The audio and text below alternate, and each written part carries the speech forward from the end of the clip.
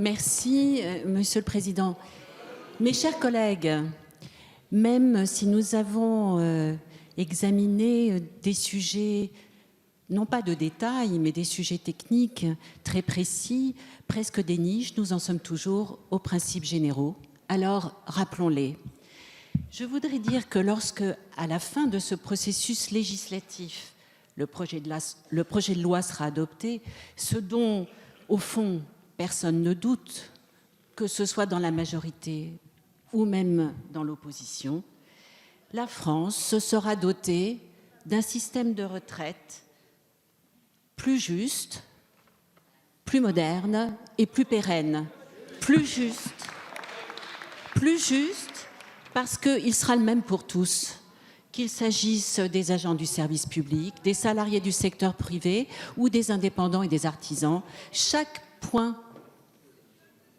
obtenu dans les mêmes conditions procurera les mêmes droits, plus adaptés, qui aujourd'hui, et pensez à vos enfants, aux nôtres, effectue l'ensemble de son parcours professionnel chez un même employeur. Quasiment plus personne.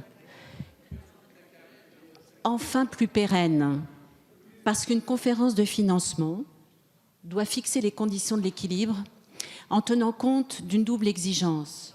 La première, c'est de ne pas compromettre la compétitivité de nos entreprises, sinon pas de croissance, pas d'argent, pas de financement.